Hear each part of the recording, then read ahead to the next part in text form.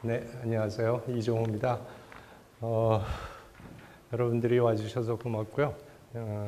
아마 저 법전 원장님도 계시고 교수님도 여러 분 와 계시고요. 아마 1학년 학생부터 또 여러 학생들하고 분야도 제가 알기로는 뭐 경영학과 학생을 포함해서 사회대학 학생들도 많이 있는 것 같습니다.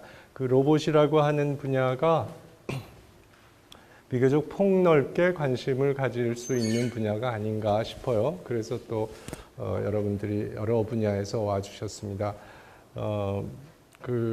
제가 로봇이라고 하면 개념적으로도 상당히 광범위하고 그 기술 수준으로 봐도 뭐 레고 블록에서부터 시작해가지고 최근에 노벨 화학상 받은 분자 기계, 이것도 로봇의 범주라고 하면 범주가 될 수 있는데 그렇게 기술 수준만 해도 굉장히 깊이의 차이가 있을 겁니다. 그러나 오늘 좀 객관적인 얘기하고 그리고 그 기술적인 거보다는 약간 뭐 미래에 대한 뭐랄까요, 퍼스펙티브랄까 이런 측면에서 좀 그 폭넓게 얘기를 하고자 합니다. 제가 로봇 문명이라고 좀 어떻게 보면 과장되게 제목을 잡았어요. 약간 흥미를 유발하고자 한 그런 측면도 있었지만 로봇 문명이라고 한 데는 인류 문명이라는 기존 개념하고 약간 대비되도록 하는 그런 의도가 있었습니다. 그 인류 문명을 통해서 여러 차례의 기술적인 도약이랄까, 획기적인 기술적인 진보가 있어 왔습니다만, 이번에 최근에 벌어지고 있는 인공지능, 로봇 이런 부분에 관해서는 좀 전과 다른 문명이라고 할 만한 그런 획기적인 차이가 있다라고 생각해요. 예를 들어서 과거에 뭐 반도체 회로가 발명이 됐을 때 그것도 굉장한 그 어떤 변화를 가져왔죠. 그 이전으로 가면 전기 에너지라든지 또는 그 미생물이 처음 발견됐을 때 이럴 때도 그 전에 없던 그런 지식의 하나의 점프가 있어 왔을 겁니다. 그런데 과거에 있어 왔던 그런 기술적인 변화는 어디까지나 우리 인간이라고 하는 그 설계자가 있고 통제하고 관리할 수 있는 능력 하에서 인간이 도구로 사용하는 그런 종류의 기술이었다라고 한다면 그 로봇이나 인공지능 이런 차원에 가서는 어떻게 보면 현재보다도 이제 미래를 점쳐본다면 인간의 과학기술과 상호 보완적이라든지 상호 협력을 해야만 하는 일종의 하이브리드 문명 같은 쪽으로 진행될 수밖에 없지 않나. 그래서 이제 다음 장에 말씀드리겠습니다만 많은 사람들이 우려와 그 걱정들을 하고 있는 게 또한 사실입니다. 그런 면에서 제가 오늘 좀 그런 관점에서 얘기를 하고자 해요. 그 로봇을 시작하기 전에 4차 산업혁명이라는 용어를 굉장히 자주 들으실 겁니다. 최근에도 그렇고 금년 들어서 스위스 다보스에서 하는 세계 경제 포럼이라고 있습니다. 한 3,000명이 모이고 정치 경제 지도자들이 다 모이는 그런 포럼이 있습니다. 여기서 그 화두로 제시한 것이 올해 4차 산업혁명입니다. 여러분들도 보도에서 많이 접하고 있을 겁니다. 그 4차 산업혁명, 과거에 뭐 증기기관에 의해서 대량 생산, 운송수단의 대량화, 뭐 자본의 축적, 노동계층의 그런 등등 이런 것은 다 아시는 얘기일 것이고, 전기에너지, 정보통신, 컴퓨터 이걸 거쳐서 지금 4차 산업혁명의 문턱에 와 있다라고 모든 사람들이 얘기를 하고 있는데, 그 4차 산업혁명은 그 근간이 되는 기술을 인공지능하고 IoT, 그러니까 사물 인터넷, 이거 두 개가 기본이 돼 그것을 기반으로 해서 앞으로 우리 산업사회, 그 다음에 심지어 더 나아가 인류사회, 과학문명이 어떻게 진전해 나가야 하는가 이런 아주 어려운 질문에 닥쳐 있는 그런 시기라고 많은 사람들이 우려하고 또한 걱정하고 있는 겁니다. 지난주에 클라우스 슈밥이라고 하는 다보스 포럼 회장이 한국에 다녀갔습니다. 그래서 인터뷰도 여러 번 하고 있었습니다만 그 사람이 많은 얘기를 했지만 4차 산업혁명은 기대일 뿐 아니라 또 두려움도 있다 이런 식의 얘기를 했어요. 이 클라우스 슈밥이라는 사람은 1971년에 다보스 포럼을 처음 창설한 이래로 지금까지 회장을 지내고 있군요. 그리고 바로 며칠 전에 또 신문 보도에 난 바에 의하면 스티븐 호킹도 AI가 인류에게 최선이거나 최악이 될 수 있다 이런 식의 경고를 자꾸 하고 있습니다. 그러니까 이제 good news, bad news 그런 이야기가 되겠는데 대개 good news, bad news가 있다라고 할 때는 bad news 쪽에 이제 방점이 찍히는 겁니다. 그러니까 여기서도 AI를 잘못 다루면 최악이 될 것이다라는 얘기를 하고 싶었던 거가 아니겠습니까? 여하튼 이런 측면에서 4차 산업혁명 그리고 직업의 그런 변화, 산업의 기조의 변화 이런 것에 대해서 특히 젊은 분들은 빨리 잘 캐치를 하고 변화에 적응할 수 있는 대비가 필요할 거라고 생각합니다. 다만 4차 산업혁명에 대해서는 아직 아무도 모른다는 공통점이 있어요. 이런 방향일 것이다라는 건 아는데 그것이 어떻게 진행해 나갈 것인가, 솔루션이 무엇인가, 현명한 대처 방법이 무엇인가, 수많은 직업군이 사라지고 또 새로운 직업군이 생길 것이다라고 하는데 무엇일까? 이런 거에 대한 솔루션은 현재 마련되어 있지 않다고 생각을 합니다. 그래서 4차 산업혁명을 다른 말로 인더스트리 4.0이라고 하는데 한번 테크놀로지 맵을 한번 제가 그려봤어요. 물론 이것이 다는 아니고 제가 직관적으로 아는 한에서 적어 놓은 것인데 아마도 기반 기술이라고 할 수 있는 네 가지 비교적 독립적인 기술을 든다면 데이터 커뮤니케이션, 그 다음에 아티피셜 인텔리전스, 디지털 프로세서 제조 기술, 그리고 컨트롤 앤 오토메이션 기술 이런 기술들이 기반이 되지 않을까.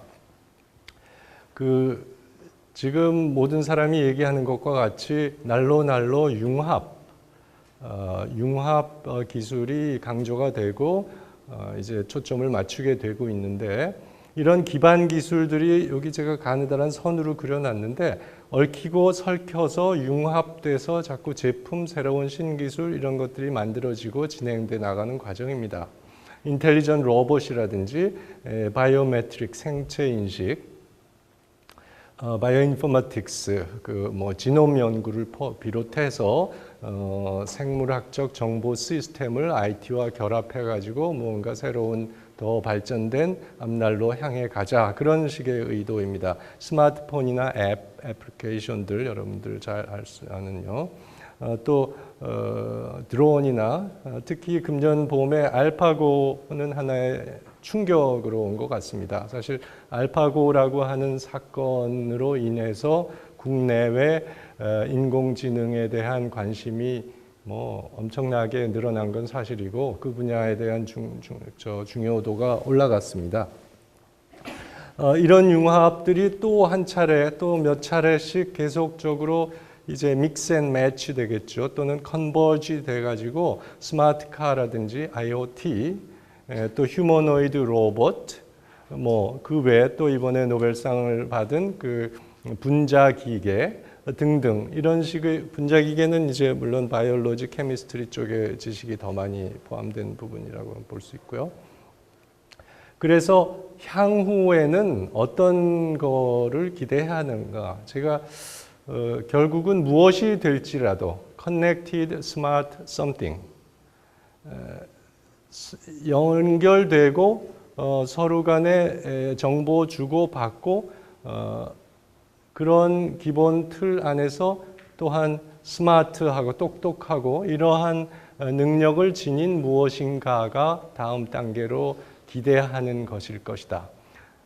보통 삼성전자라든지 차세대 먹거리가 무엇이냐, 그걸 빨리 찾아내라라고 중용을 하고 있는다고 제가 알고 있어요. 무엇인가가 되겠죠.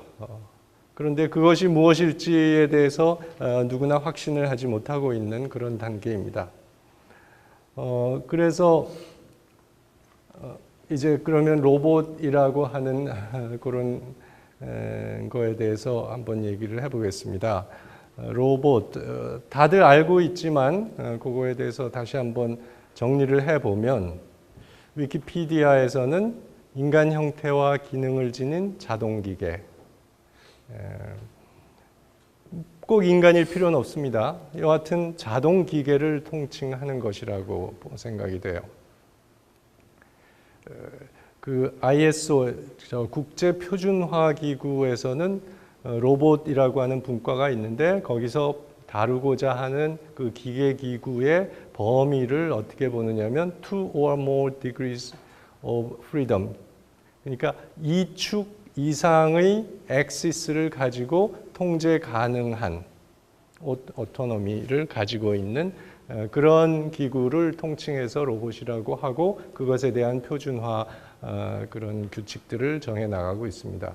그 2축 이상, 3축이라고 하면 뭔지 알겠죠?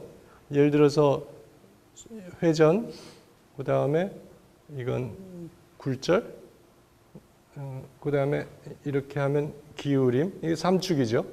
로봇 암입니다. 이런 종류의 로봇 암이 우리 자동차 공장에 가면 수없이 볼 수가 있어요. 엄청나게 생산성을 높여놓은 결과를 가져왔죠.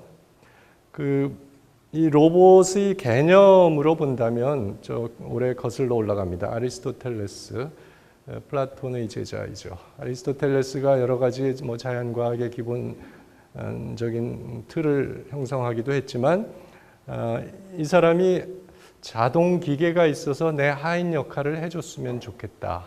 그런 식의 의사를 표현한 적이 있대요. 어쩌면 시초라고 볼 수도 있겠습니다. 그 로봇이라고 하는 단어는 1921년 체코의 극작가입니다. 이 사람이 유니버설 로봇이라고 하는 용어를 자기의 그 연극 거기에서 처음 썼어요. 그리고 흔한 주제입니다만 그 유니버설 로봇이 결국은 공장 노동자인데 결국 반란을 일으키는 그런 스토리였다고 해요. 그로부터 로봇이라고 부르기 시작했고 그 이족 보행 로봇, 아무래도 사람을 흉내내고자 했었으니까 1973년 일본에서 이족 보행 로봇이 처음으로 출현을 했고 뒤에 제가 사진을 보여드리겠습니다. 그리고 최소형 로봇이라고 하면 분자 로봇을 페링하, 이번에 2016년 노벨 화학상을 받은 사람 중에 한 명입니다. 대략 10나노미터 정도 크기의 분자 로봇을 한 것이 아마도 최소의 시도가 아닐까 이렇게 생각을 해요. 그 로봇을 그러니까 더 작고 더 똑똑하게 만들고자 하는 시도입니다. 그런 데 있어서 로봇이라고 하는 신기술, 신개념, 기계의 출현을 체계 분류학을, 계통 분류를 조금 해볼 필요가 있지 않을까, 정의에 이어서요. 용도에 따른다면 산업 및 의료용 로봇, 조립용, 아까 말씀드린 자동차 조립, 그리고 수술용, 로봇 수술 요즘 많이 나오는 이야기죠. 가정용 로봇, 군사용 로봇 많이 사용되고 있어요. 로봇 저 전방에 가면 로봇 보초들이 많이 서 있습니다. 조심해야 돼요. 사람이 없어도 공격당할 수 있어요. 그리고 빅덕이라고 하는 그것도 좀 이따가 이제 동화상을 보여드리려고 합니다. 그 보스턴 다이나믹스라는 사에서 개발한 10년 전에 개발했어요. 실제로는 그 뒤에 개선. 그다음에 지뢰 탐사라든지 무인비행차라든지 군사적으로 로봇이 활용될 분야는 이렇게 상당히 많습니다. 불행이죠. 그리고 월면차라든지 곤충 등등 여러 가지 종류의 용도에 따른 로봇들이 출현되고 있고 크기나 형태에 따르자면 나노, 마이크로, 수준의 로봇들, 지금 말씀드린 몰레큘러 머신 같은 경우에 나노급, 수십 나노 사이즈짜리로 사람이 원하는 작동을 하도록 만들었다는 의미가 있습니다. 이미 MEMS라고 하는 것은 20여 년 전부터 마이크로미터 단위, 아마 100마이크론 또는 아마 수십 마이크론짜리 전기 모터들을 제작할 수 있는 기술이 됐어요. 또 휴머노이드 로봇이라고 하는 것이 또 하나의 분류인데, 아시모, 혼다 자동차에서 2000년도에 개발한 인간형의 아시모, 조금 뒤에 사진을 보여드리겠습니다. 휴보는 우리 한국에서 개발한 인간형 로봇이고요. 아틀라스는 아까 그 보스턴 다이나믹스사에서 지난해 개발한 굉장히 우수한 기능을 가지고 있습니다. 탈 것으로 본다면 무인 자동차, 요즘에 굉장히 핫토픽입니다. 포클레인, 사람이 없이 토목 공사를 해주는 포클레인, 굉장히 필요성이 있어요. 우리 인천에 있는 두산 인프라코어에서 5, 6년 전에 개발했어요. 무인 포클레인이에요. 사람이 운전하기는 상당히 위험한 작업이고 또 사람은 쉬어야 되고, 무인 포클레인으로 하면 크기가 작거나 크거나 자유자재로 설계할 수가 있어요. 무인 포클레인 이런 부분도 중요하고요. 장애인을 위한 휠체어 등등이 있을 겁니다. 그거보다 이제 재질로 만약 분류를 해본다면 하드, 기계 구조의 로봇이 있을 수 있고, 그리고 소프트웨어, 그 로보 어드바이저라는 말을 들어보셨을 거예요. 요즘에 그 증권가 분석하는데 아주 강자가 나타났는데 그게 바로 로보 어드바이저죠. 사람 어드바이저, 그 증권 분석하는 사람보다 훨씬 우수하다는 평을 듣고 있습니다. 이게 앞으로 어떻게 발전할지 모르겠어요. 로봇 변호사, 우리 법전 원장님 계시지만 변호사라는 직업이 좀 위태하게 된 것 같아요. 그 법률처럼 논리적인 분야에서는 사람을 대처할 수도 있을 것 같아요. 회계사 물론이고요. 이런 소프트웨어 모델이죠. 이걸 꼭 로봇이라고 이름을 붙여야 될지 그건 확실치는 않습니다만, 그리고 웹 로봇, 바이올로지 재질 또는 유기체를 가지고 만들 수 있는 그런 종류의 애입니다. 이런 재질상의 분류도 가능할 겁니다. 아까 보여드린다고 한 거를 조금 흥미를 위해서 한번 보여드리면, 그러니까 이게 바로 보스턴 다이나믹스에서 개발한 로봇 한 가족입니다. 조금 상당히 자유로워요. 좀 스킵을 해서 빨리 가면요. 굉장히 자유롭고, 그 다음에 이것은 물론 사족 포유류의 관절 모양을 거진 흉내를 냈다고 봐져요. 그것이 과연 이 활동성, 운동성의 기능을 최대한으로 다양하게 하기 위한 최선인지 아닌지는 글쎄 그건 잘 모르겠습니다. 그러나 일단은 관절의 모양이나 이런 부분을 거진 카피를 했습니다. 요즘 흉내를 내도록 만들었어요. 가사열 도우미용 로봇을 생각할 수도 있을 거고요. 꽤 정교해요.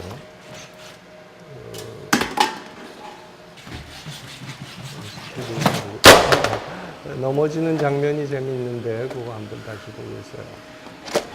그리고 돌아다니다가 보면 누가 바나나 껍질을 여기다가 놓으면 넘어지기도 하죠. 그렇지만 기분 나쁜 내색도 안 하고 일어날 수 있습니다. 계단도 오르고요. 다양한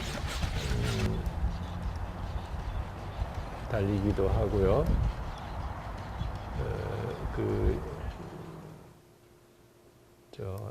자유로운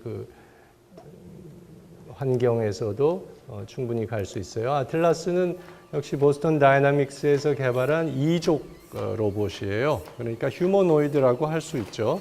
네 다리로 갈 수 있게 제어를 한다면 두 다리로 또 왜 안 되겠습니까? 두 다리로 갈 수 있는 로봇도 이렇게 잘 만들었어요.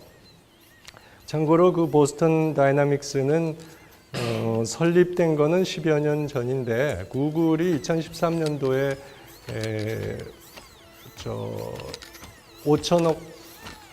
5천억 원 한화로 그 정도 단위로 인수를 했었어요. 그러다가 올해 봄에 도요타한테로 다시 넘어갔군요. 일본도 로봇 기술에 대해서 엄청나게 관심 있고 투자를 합니다. 뭐 눈길을 걷는다든지 또 사람하고 이제 상자를 들어 올린다든지 뭐 이런 일을 사람이 한 것과 유사한 일을 매우 유연해요. 관절이 1degree만 있는 게 아니라 사람처럼 여러 디그리로 자유로워요. 그리고 누가 방해를 해도 기분 나빠하지 않고 참을성 있게 자기 임무를 끝까지 합니다.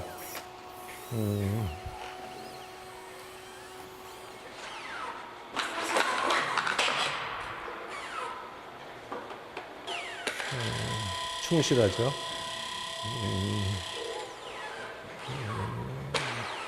심지어 넘어뜨리기까지 해요.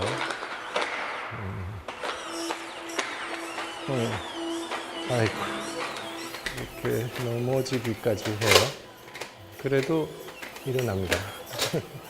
그렇게 만들었어요. 그렇게 프로그램 했어요. 네. 그리고 다음 소프트뱅크, 손정의의 소프트뱅크죠. 이건 사진이군요. 소프트뱅크에서 페퍼라고 하는 그 판매용 커머셜 로봇을 만들었어요. 한 100만 원쯤 한다던가요. 얘의 특기할 만한 사항은 우리가 그 스마트폰을 다 가지고 있고 스마트폰이 거진 개인용 뭐 터미널 역할을 하죠. 그리고 각양각색의 앱을 거기다 넣어서 스마트폰 전화만 하는 게 아니라 매우 다양한 활용을 기대하고 있어요. 앱은 물론 그 스마트폰 메이커가 만들어 제공하는 게 아니라 여러 소스로부터 받아서 다양하게 개발을 해요. 이 페퍼의 의도가 그런 거라고 생각이 돼요. 그 소프트뱅크에서 이것을 만들어 가지고 세계 여러 군데 연구소건 개인이건 거기서 앱을 만들어서 이것은 플랫폼으로 사용해 달라. 그러니까 가정용으로 뭐 신문을 집어오는 용도로 하려면 그런 용도로 프로그램 할 수 있고 뭐 노인들 친구 역할을 하려면 그렇게 할 수 있고 비교적 이 운동 기능이나 뭐 그런 거가 그렇게 뛰어난 건 아닌데 그러나 여하튼 여러 종류의 앱을 집어넣어서 현실적으로 필요하게 사용할 수 있는 그런 종류의 하나의 범용 플랫폼이라고 보는 게 좋겠죠. 한 가지 재미있는 게 더 있어요. 이거를 한번 보세요. 이거는 로보 데시피엔이라고 영국 회사가 만든 로봇이에요. 그 이중창을 할 예정입니다. 노래하는 로봇인데 단지 노래하는 로봇 같으면 뭐 이거 말고도 많이 있어요. 다만 이 로봇의 특징적인 부분은 그 눈을 가지고 있군요. 표정을 눈에서 나타내요. 그 눈이 마음의 창이라고 그러죠. 그 표정으로 의사 전달할 때 가장 중요한 부분이 눈인 것 같아요. 그런데 아주 그 문제를 쉽게 해결했어요. 어떻게 했냐면 눈의 표정을 그 스크린으로 했어요. 모니터 한 2인치쯤 되는 모니터를 붙이고 거기에 녹화된 영상을 가지고 그렇게 해서 눈동자를 표현했어요. 쉽게 해결했어요. 뭐 그럼에도 불구하고 상당히 완성도가 높은 그런 로봇입니다.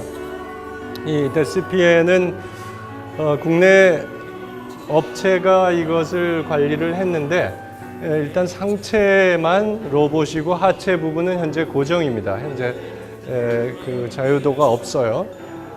한 1억 원 정도에 판다고 하는군요. 그리스 신화에도 뭐 청동 인조인간이 나온다고 그래요. 탈루스. 그리고 오토마탄이라고 왜 이렇게 박수 치면서 태압 가면 돌아 이렇게 빙빙 도는 원숭이 같은 오토마탄이에요. 사실 오토마탄이라고 하는 그 용어 개념은 뒤에 컴퓨테이션 이론에서 다시 한번 나옵니다. 일종의 finite state machine이에요. 그러니까 그 얘기는 스킵하죠. 피노키오는 사람이 되고자 했던 나무 인형이고요. 극작가 얘기가 있고 아이작 아시모프라고 하는 SF 작가가 있어요. 사이언티픽 픽션 로봇에 대해서 유명한 소설들을 많이 썼습니다. 그 중에 AI라고 하는 것도 있고요. 영화화됐던 거. 그리고 이제 빅독 받고 페퍼 로봇 세피엔스 이 제목이 재밌어서 제가 들고 나왔어요. 로봇 사피엔스 생각하는 로봇이라는 의미입니다. 그 동일 명칭의 장난감이 한때 굉장히 인기가 있었다고 해요. 또 그 소설책이 2003년에 나왔었어요. 몰레큘러 머신은 지금 이제 다음에 얘기하겠습니다. 여기 그 와보티라고 하는 최초의 두 발 달린 로봇을 실험적으로 만들었고요. 혼다가 부장하게 이게 아이작 아시모프 이름을 딴 것 같아요. 아시모를 만들었고 그 후에도 계속 발전하고 있습니다. 2000년대로. 이제 결국은 노벨 화학상 얘기를 조금 하고자 해요. 이거와 연이어서 이제 어떻게 하면 한계에 도달할까, 한계를 극복할 것인가 이런 얘기까지 아울러서 하고자 하는데 그 소바주 프랑스 사람입니다. 스토다트는 미국 노스웨스턴 교수군요. 그리고 페링하 이 사람은 네덜란드 사람이래요. 이런 분들이 함께 연구한 건 아니에요. 각각 연구했는데 결국 분자 단위의 조정 가능한 기계들을 만드는 사람들이에요. 노벨상 얘기를 하기 전에 어떻게 보면 어떤 그 영감을 던져준 사람이 있었습니다. 리차드 파인만, 유명한 사람이에요. 그 칼텍 교수죠. 프린스턴에서 박사를 받았습니다. 이 사람이 사람들이 말하기는 아인슈타인에 버금가는 유명한 물리학자라고 해요. 그리고 대중과의 교류가 아주 좋은 사람입니다. 이 사람이 1959년에 칼텍에서 강의를 한번 했어요. There's plenty of room at the bottom.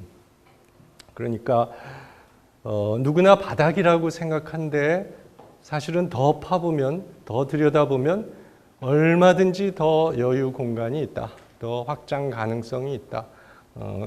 더 공부할 부분이 많이 있다. 그런 취지예요. 그러니까 그 당시 나노사이언스라는 용어도 없었고 그런데 이런 어떤 영감을 던져주는 그런 토크가 아니었나 해요. 사실은 이에 앞서서 53년도에 잘 아시는 왓슨 앤 크리크가 DNA 모델을 발표했죠.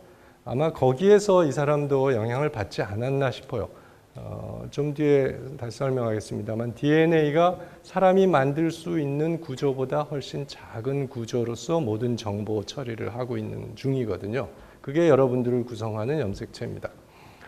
그러니까 물리학자인 이 사람도 일종의 도전을 하고자 하는 거 아니면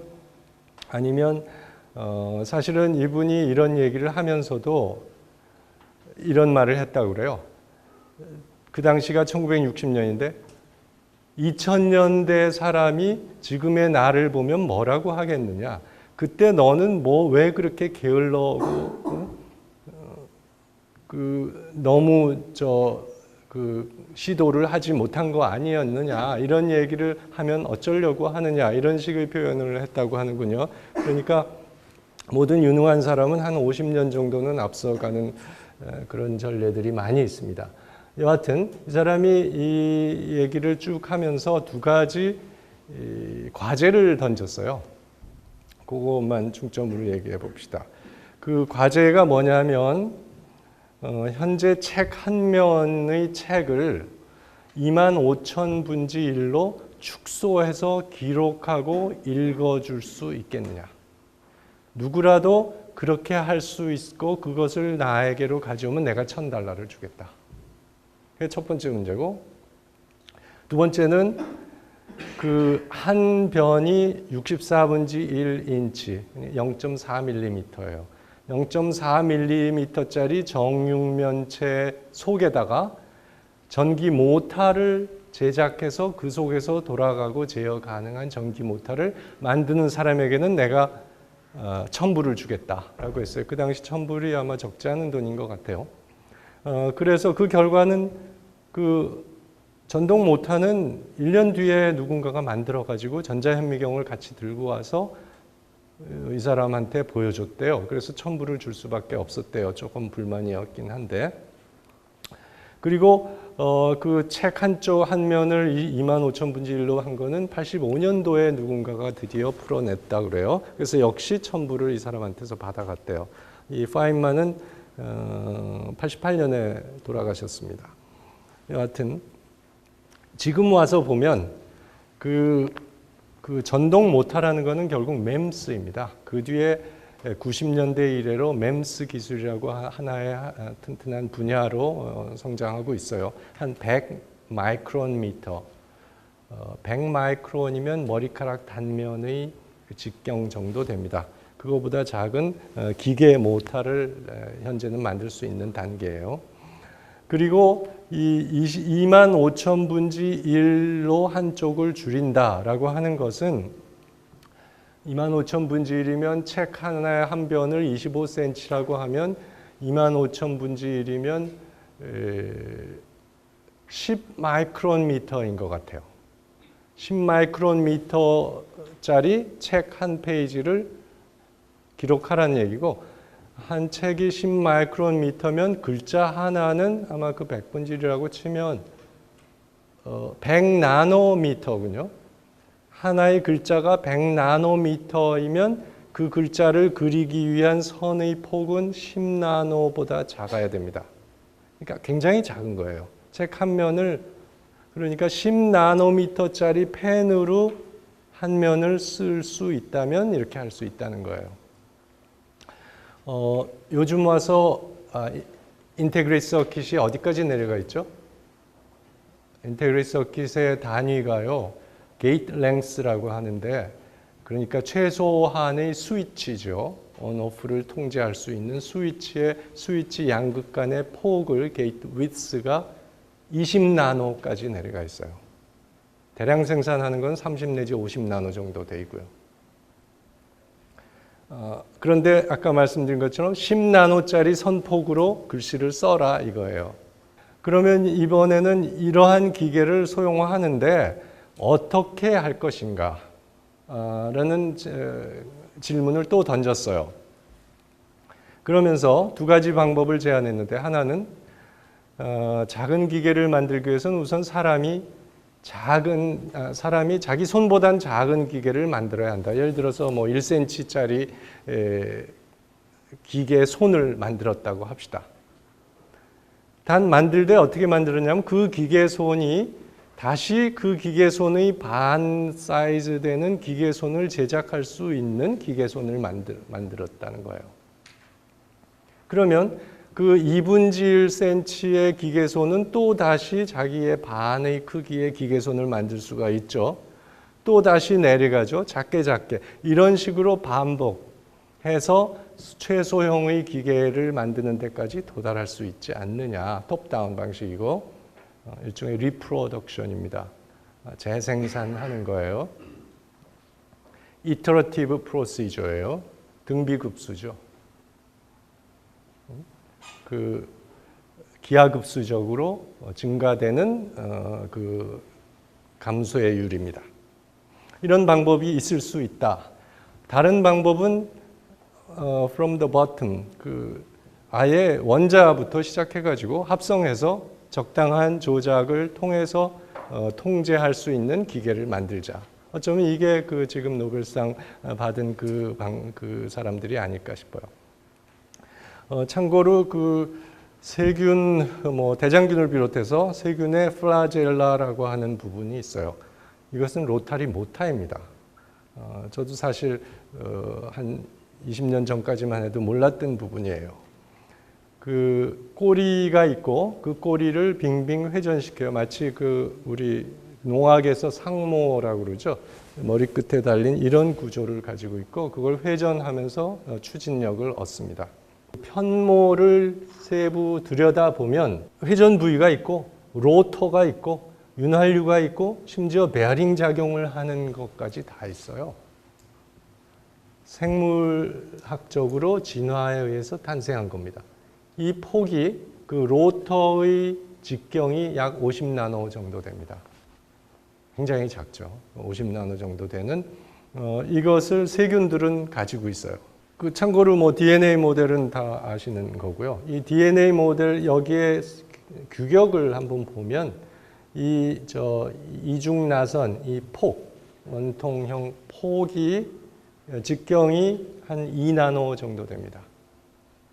이걸 구성하는 뉴클리오티드 ATGC죠. 여기에 겹겹이 쌓여 있잖아요. 스트랜드 이렇게 쭉 쌓여 있어요. 그 중에 A라고 하는 그 분자의 높이가 0.3나노 정도 됩니다. 그거는 말할 수 없이 작은 정말 분자 차원의 사이즈예요. 내가 지금 정확히 제시하기는 그렇지만 인간 염색체가 가지고 있는 정보량이 엄청나다는 건 알죠? 지금 우리가 만들 수 있는 초고집적 회로하고 될 바가 아니에요. 10의 몇 승 정도의 차이만큼 더 집적도가 높아요. 그것을 다 활용할 수만 있다면. 문제는 여하튼 이러한 매우 작은 그런 구조를 우리가 연구의 대상으로 삼고 있는 겁니다. 그래서 이건 노벨상 위원회가 제공한 그림들입니다. 소바주라는 사람이 83년도에 이미 구리이온이래요. 구리이온 주변에 이 분자를 두 개를 구리이온이 잡아당겨서 겹친 다음에 이온을 제거함으로써 이런 기계적인 고리를 만들 수가 있었대요. 이것은 전자에 의한 화학적 결합이 아니고 구조적인 결합이라는 데 의미가 있대요. 그리고 드디어 이것을 회전할 수 있게까지 만들었습니다. 그리고 스토다트라는 사람은 이러한 하나의 구조를 형성한 다음에 이런 고리를 끼워 넣음으로써 그 다음에는 열을 가함으로써 이 고리가 이 사이에서 왕복 운동을 할 수 있게 만들었어요. 그러니까 자꾸 기계라는 건 뭐예요? 작동을 의도한 설계한 동작을 취할 수 있는 것입니다. 분자 차원에서 어떻게 통제를 가할 수 있는가 하는 점이 초점일 겁니다. 그래서 이 사람은 다시 2004년에 분자 리프트라는 것을 만들었대요. 할 수 있겠죠. 이 리프트가 0.7나노 정도의 상태 변이를 행할 수 있다.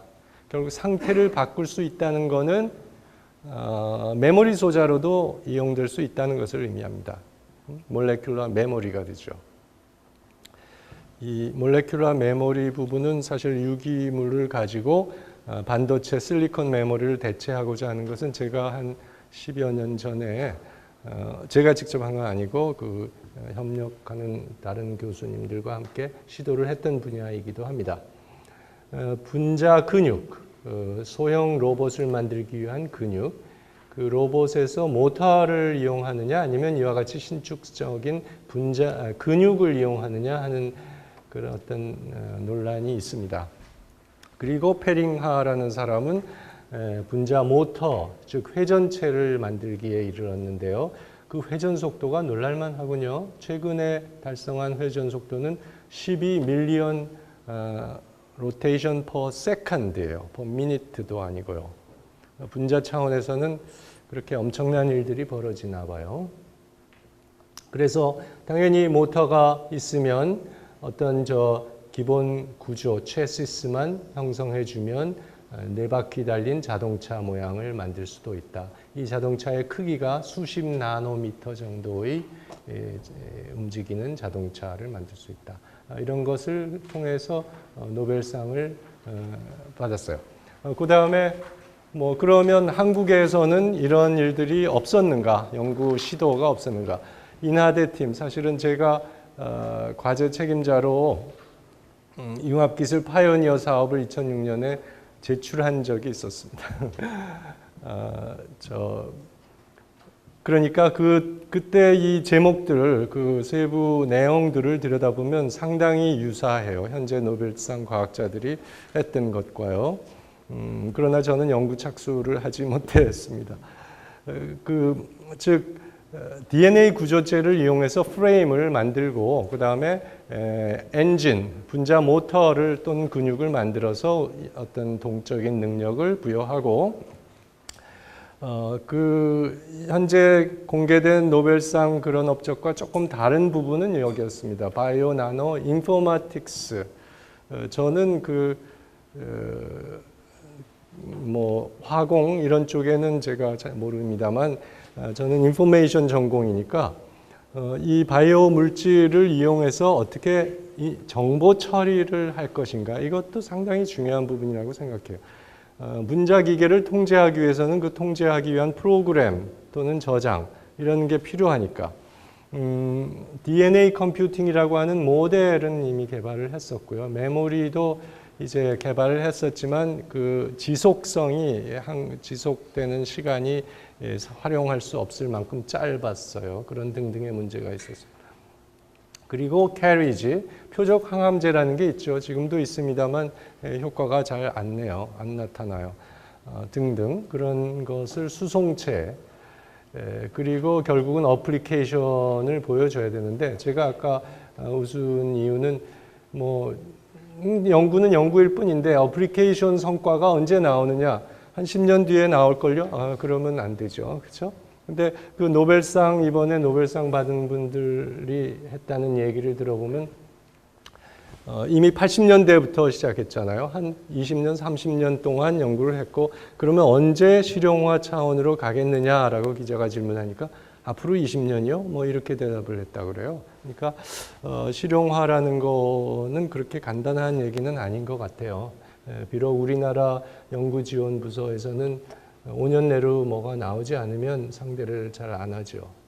이것은 그 DNA에 복제하는 원리를 이용해서 어떤 구조체를 형성할 수 있다는 것이고 메모리는 어드레싱이 굉장히 중요하죠.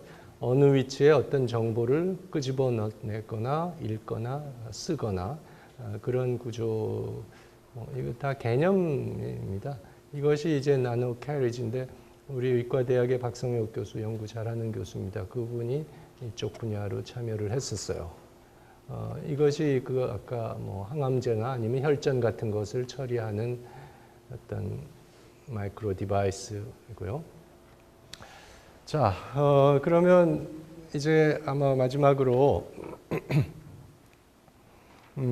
싱귤레리티라고 하는 개념을 좀 얘기를 하겠습니다. 이 개념은 지난번에 알파고 할 때 덩달아서 다시 언론에 많이 나왔던 얘기입니다. 싱귤레리티는 특이점이라고 해서 그 본래 뜻은 블랙홀 내부에는 부피가 제로이고 질량이 무한대인 한 점이 있습니다. 그것이 블랙홀의 센터죠.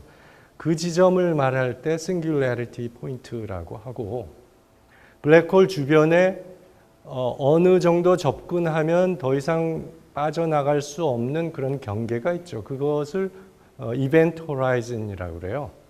그러니까 이벤트 호라이즌으로 물체가 들어오게 되면 더 이상 돌아갈 수 없는 지경에 이르게 되는 것이죠. 지금 싱귤래리티를 그런데 이제 비유해서 기술적인 싱귤래리티 얘기를 설명하는 겁니다. 그 싱귤래리티 문제는 존 폰 노이만 역시 프린스턴 교수예요. 헝가리 태생이군요.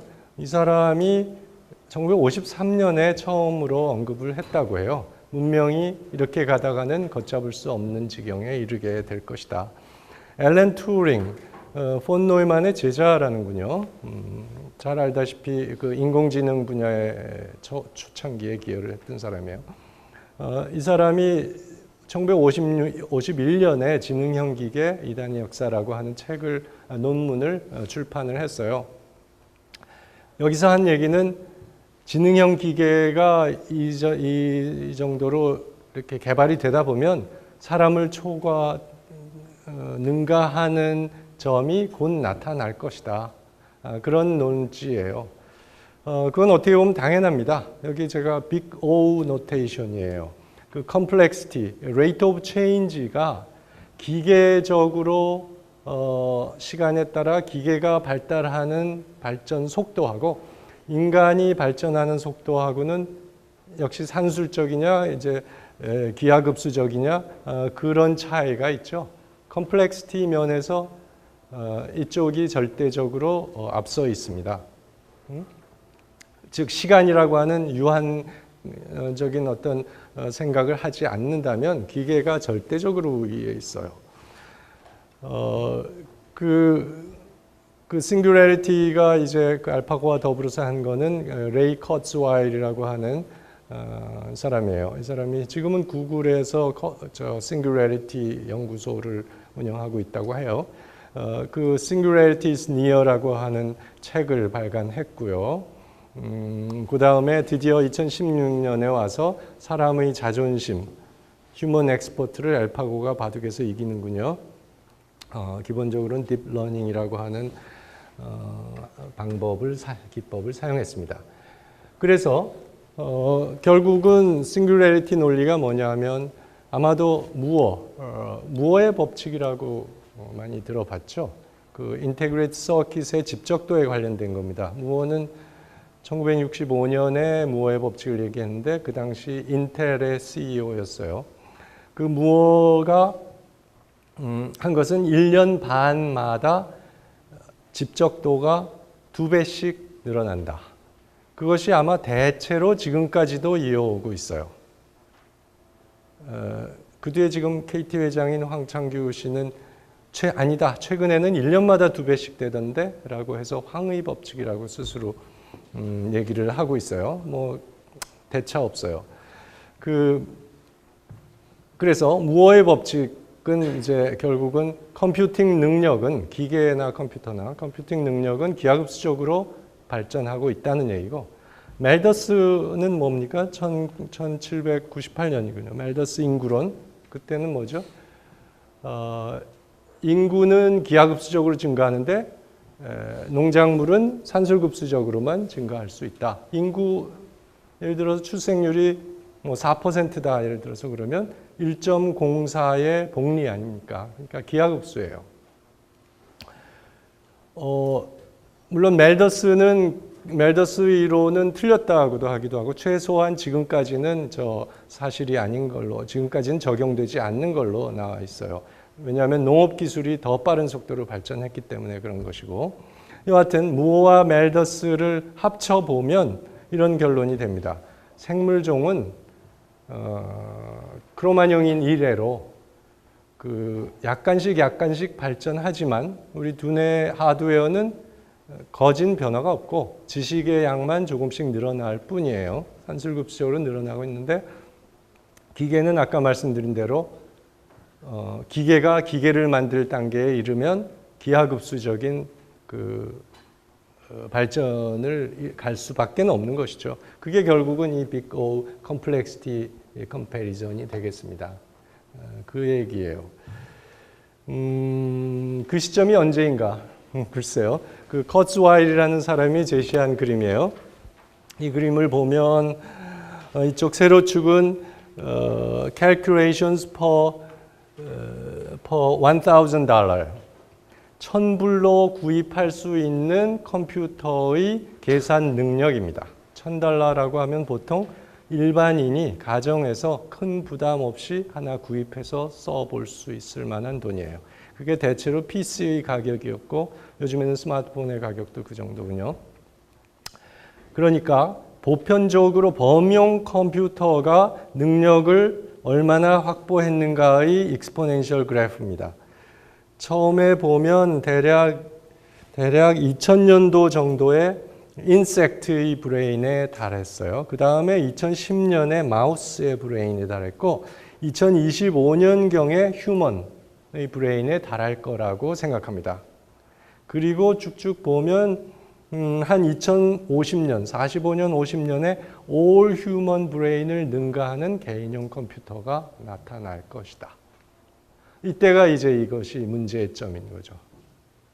이때가 이 사람이 말하는 싱귤레리티 순간이 되는 거예요. 그러면 사람은 물러나 앉아 있게 되겠죠. 지배자가 된다면 좋겠는데 여하튼 대부분의 어려운 문제는 다 기계에다가 맡기는 거예요. 그런데 이 시간축을 한번 백워드로 쭉 연장해 보겠습니다. 호모사피엔스가 한 5만 년 전에 대충 털을 잡았지만 아마 그로부터 10,000년 전까지는 다른 동물과 다를 게 없이 투쟁하면서 도망다니면서 살았죠. 10,000년 전쯤에 아마 농업을 시작해서 정착하고 권력이 생성되고 문명이라는 것이 시작했다고 볼 수가 있을 겁니다. 즉 10,000년이 지나면 인류는 여타의 동물을 두려워하지 않았고 독주 체제를 갖췄어요. 그 다음에는 걷잡을 수 없이 발전했어요. 여타 생물군에 대해서는 아랑곳하지 않았죠.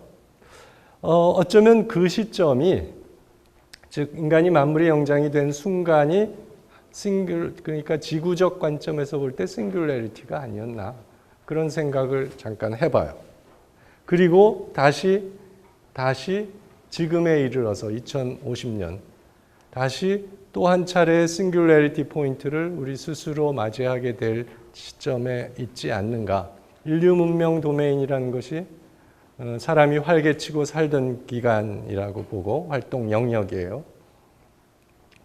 There is plenty of open space above sailing. bottom이건 sailing이건 벽이라고 생각했는데 그 너머에 또 우주가 있다 하는 거죠. 그 증권에서 보통 바닥 아래 지하실이 있다. 그런 얘기를 하죠, 증권에. 그것이 바닥인 줄 알았더니 그 밑에 또 스페이스가 있는 거고 천장인 줄 알았더니 또 엄청난 가능성이 거기에 놓여 있다. 그런 얘기입니다. 우리 과학 문명이 과연 세일링에 다다른 것일지, 그로부터 무한 영역으로 더 확대가 될 것인지 이런 부분에 대해서는 사실 뭐라고 답할 수가 없고 어쩌면 그 통제의 대상으로 우리가 관리의 대상으로 기대해 봐야 될 거가 아닌가 이런 생각을 합니다. 그래서 좋은 결론이 됐는지 모르겠는데 이것으로 제 강연을 마치겠어요.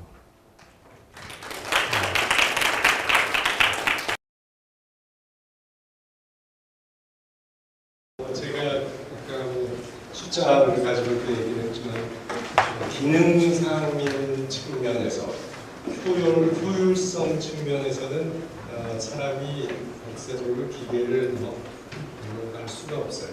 그래서 큰 차이점이 뭐냐라고 하면 그 기능적인 면, 즉 돈이 되는 분야, 돈과 직결되는 것에서는 로봇이 절대적으로 앞설 겁니다. 그러면 사람은 무슨 차이가 있느냐, 어떤 장점이 있느냐, 그건 당연히 휴머니즘적인 측면이겠죠. 철학이라든지 윤리적인 측면이라든지 예술, 그거죠. 그런 부분이 어쩌면 가장 강점이 아닐까 싶어요. 어떤 분들은 또 그런 말도 하네요. 예술이 무엇인가? 과연 인공지능은 예술하고 거리가 뭔가? 하는 면에 있어서 예술적 창작이라는 것도 결국은 학습과 지식으로부터 쌓여온 경험을 바탕으로 일부 추정, 적응하는 과정이다. 그런 측면에서 보면 그것도 불가능한 것은 아니다. 그렇게 말하는 것도 있는데요. 여하튼 당분간은 그런 창의적인 업무 활동이 아마도 가장